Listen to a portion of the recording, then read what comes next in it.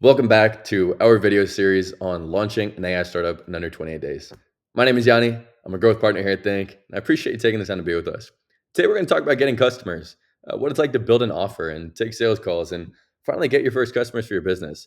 This is a really exciting step, and it marks the first time that money is actually going to be coming into the business as opposed to just sitting there and forking it out the whole time. And so, before we get started, though, it's important to remember the source for credibility. On my side, I have a decade of entrepreneurship experience, launching, founding, advising, and investing in different firms. And on Think's side of things, we advised over 45 AI startups last year on launch and growth strategy. And so everything that you're going to be learning in this video series comes down to a combination of not only my own personal experience, but also the data-driven insights that we gathered from so many different launches. The first thing to think about when it comes to sales is getting a definition of what the heck we're talking about. And sales can really just be broken down into two components. The first one is an offer, aka something to sell. And the second thing is an audience, aka somebody to sell it to. And so the combination of both these things is really what's going to really dribble down into what we consider sales. And the other way to think about this is, whereas marketing is going ahead and actually getting the word out about your product, you can think of sales as the end goal of those marketing efforts. And so the sales is the part that actually brings in the money to the organization, and it's really critical if you ever want to build a great business. But one of the things that's important to note here is that when you're building an offer to sell, your offer is actually different than the product or service that you sell. And so let's imagine for a second that you had a fitness company, and what you help people do is push-ups and sit-ups and a little bit of dietetics to make sure that they're actually eating well. Well, even though that's the product or service that you offer, that's not exactly the offer that you present. And so your offer is what you do and who you do it for, in addition to how long it takes and what people need to give up in order to achieve it. And so the other thing to remember here is that in order for a prospect to buy or a prospective client to buy something that you're offering, they need to perceive it as more valuable than whatever that cash equivalent is in their pockets. And so the question then becomes, how does anybody assess value when it comes down to an offer? And so there's four different ways that people typically do that. By the way, huge credit to Alex Formosa here of acquisition.com. He really helped pioneer some of these things and put them in very simple terms. The first thing is a dream outcome. And so basically what that means is the end goal of whatever it is that somebody wants. And so if you're selling fitness services, the end goal is a summer body or a six pack. It is not to do push-ups. It is not to do sit-ups. It is not to do anything along those lines. The end goal is a lovely body and a ton of great health. The second thing is the likelihood of it happening. And so you need to incorporate attributes into your offer that increase this perceived likelihood of something happening. The other thing is the time that's required, right? And so how much time is actually required to achieve whatever this outcome is? And also, what do I need to give up in order to achieve it? And that's what we consider sacrifice. And so if you look at what our main offer is here, I think right now, it is build an AI startup in 28 days, right? It's going to be launch your AI startup in 28 days. That's the dream outcome. And it also shows you the time that is happening. And so obviously it doesn't have every single component here, but it more or less is getting across the things that we need.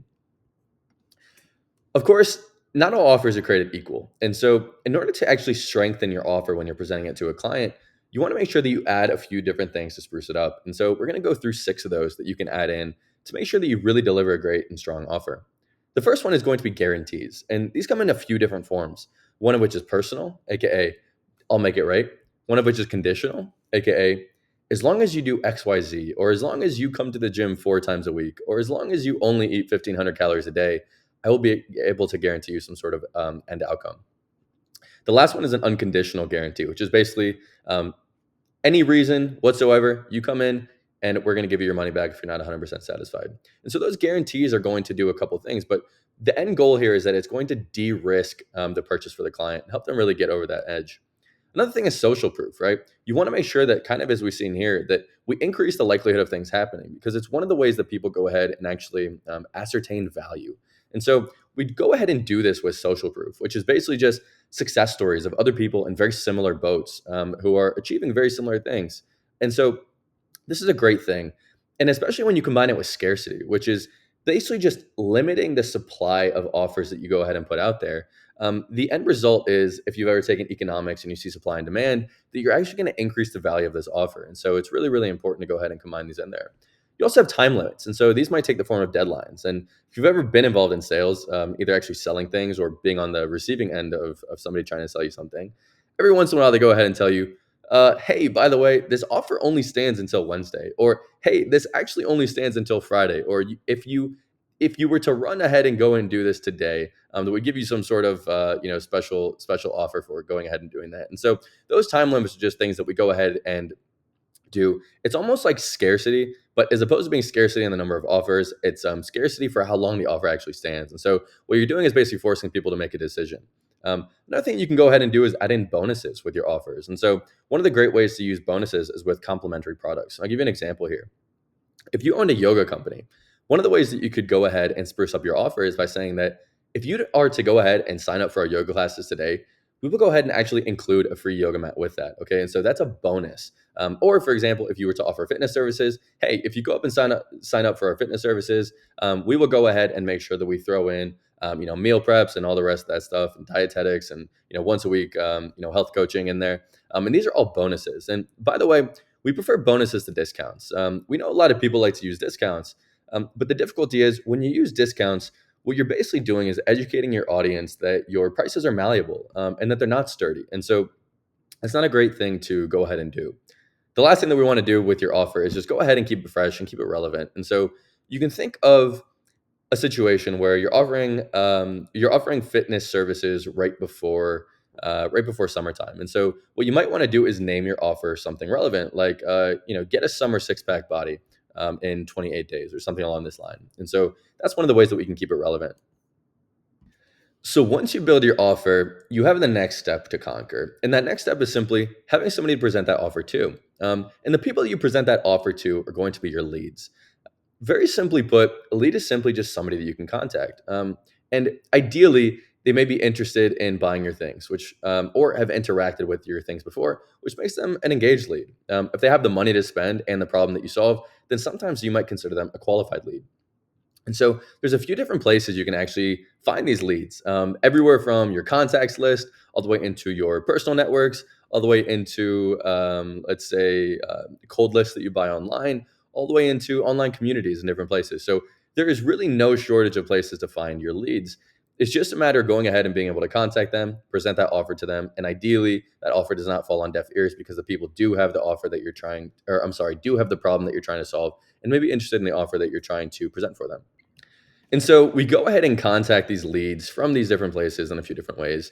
But really, there's only three ways that you can do any sort of contacting of your leads. The first one is going to be outreach. And typically, this is going to break down into either cold outreach or warm outreach.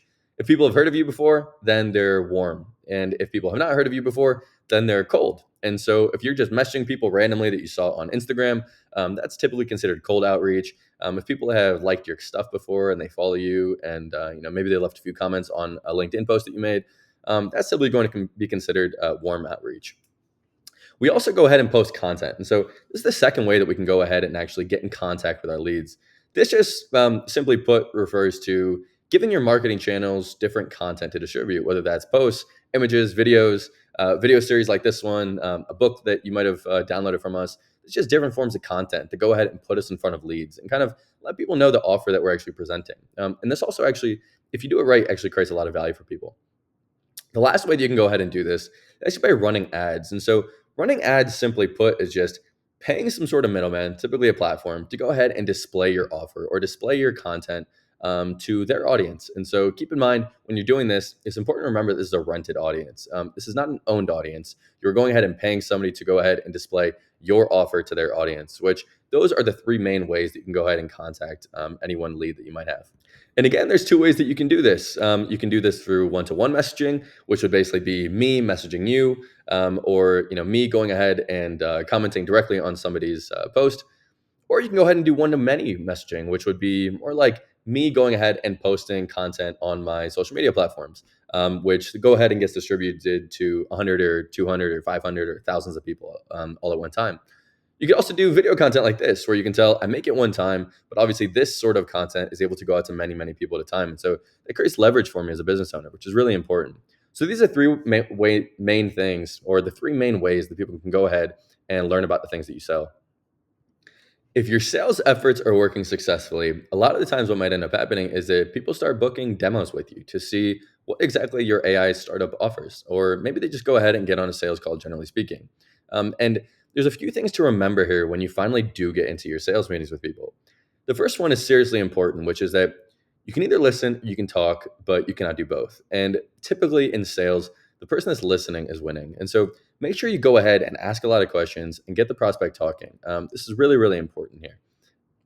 By the way, people buy when not when they understand you, but when they feel understood. And so it's really, really important to go ahead and listen. The second thing is be genuine.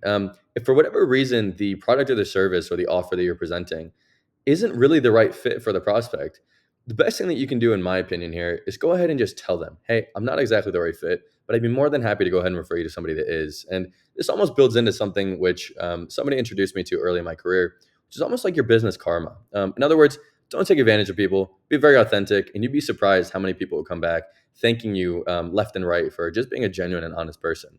The last thing to remember when you finally get into these sales meetings is do not take it personally. It's difficult to do sometimes because you are the person selling this. But remember that this has nothing to do with you, and that sales is genuinely difficult. And so if people aren't buying, it's not that you suck; it's that your offer sucks. And so use that feedback that people go ahead and tell you. Understand why they're not buying. Use that feedback, refine your offer, and keep doing that. And eventually, you're going to go ahead and find somebody who's willing to buy your things. It's also, though, important to go ahead and actually practice those reasons why somebody might not buy to begin with. And so you could sit down and think of all the reasons that somebody might not buy. Maybe your product is too expensive. Maybe they don't quite know who you are. And so think of those reasons somebody might not buy in advance and practice them. And the more that you can practice them and try to solve those problems in advance, you're going to have really queued up answers when people start giving you a little bit of pushback on your sales calls. And so that's a really great thing to do. Another thing to remember is that you're going to learn from failure. And so this is similar to what we talked about before about just don't take it personally, but remember the reasons that people go ahead and tell you no, and then refine your offer because those no's are eventually going to get you closer to a yes. The final thing here is it's all going to be a numbers game. And so you have to realize that not everybody that's going to hop on a sales call with you is going to buy. In the same way that not everybody that sees your content is going to sign up for a demo of your product and service. In the same way that not every time you post content is even going to get to your end audience and so on and so forth. So remember that all of this is going to be a numbers game and you need really high volume in order to make this work. Obviously, the more high volume you do, the more the thick skin that you're going to build in the sales game. And so remember, do the high volume and eventually you get the the very thick skin in doing that. Some founders who aren't super experienced in sales like something called a sales framework when they go ahead and get onto a sales call. And this just refers to a way of thinking about a sales call, which almost just helps you form a bit of a timeline that people can walk through. And so this is one that we go ahead and created here, but it's a very genuine concept. And so the first thing you want to do when you're getting on a sales call is prepare. In other words, do a little bit of research on who exactly it is that you are going to be talking to, what their issues or products or problems might be, what their website looks like, and generally speaking, learn a little bit about them so that you can understand who it is that you're going to be talking to. The second thing you want to do when somebody actually hops on a call is go ahead and just greet them. Say hello, build a little bit of rapport. Show people that you're a genuine human who wants to do more than just go ahead and sell them something. That's really important too. Second thing that you want to do is understand what the heck it is that they are trying to do. In other words, ask genuine questions. Don't just go ahead and line up just pre-written questions and whatnot because people understand when you're genuinely listening, when you're genuinely asking real questions. And so do your best to go ahead and ask those questions and really understand what people are getting at. Once you go ahead and have listened to a lot of these things that people are telling you, you can go ahead and pretty much say, hey, this is the thing that I think you are telling me. And if this makes sense, this is the thing that I would propose as a solution. And I think that's a pretty good way to do it. Eventually, you go ahead and hear people will either tell you yes, or they'll give you a few objections as to, hey, I kind of like that, but can we get started earlier? Or hey, I think it's a little bit too expensive. In which case, you go ahead and try to solve those objections before what you try to do is close. In other words, you try to close either on saying, hey, why don't you buy my things? Or hey, why don't we go ahead and just meet up again in, let's say, a week from now or in 3 days from now to run through this again with a co-founder or this or that. And so it's a genuine concept. You can just consider closing as saying going ahead and setting very clear next steps, whether that's your prospect going ahead and actually purchasing your things, or just going ahead and setting up a follow-up meeting. And so is the final step here that you can go ahead and do. It's very, very simple, but all you're going to want to go ahead and do is just follow up with that person as agreed. Make sure that people don't get off your sales calls without having some sort of idea of when you're going to go ahead and talk to them again, or what the next steps might be. And so make sure that you go ahead and put that down on paper. Ideally, you can actually book your next sales call from the current sales call that you're on if you do need another one. But once again, just go ahead and re-engage with them, because not everybody's going to buy the first time you get on a sales call with them. Remember that if you need any sort of help actually going ahead and getting customers, if you need help with your marketing, if you need help building an offer and going ahead and getting that out there for people, if you need help refining your sales process or anything else in this realm, go ahead and get in contact with us. Book your one-on-one workshop, and we can sit down with you personally to go ahead and refine all this stuff. If you prefer to continue just learning at zero additional cost to you, I'm also going to go ahead and include a whole bunch of educational materials somewhere around here, maybe in the bio or something else. Things like checklists, books, and educational newsletters, and a whole bunch of other things. So you continue learning about how to get customers and how to launch your AI startup in 28 days at no additional cost to you. And so thank you very, very much for taking the time. I really appreciate it. It's very, very fun being able to talk about how to get customers for your business, how to build an offer, and how to take sales calls. I will see you in the next one. I appreciate you chiming in with us. Thank you very much.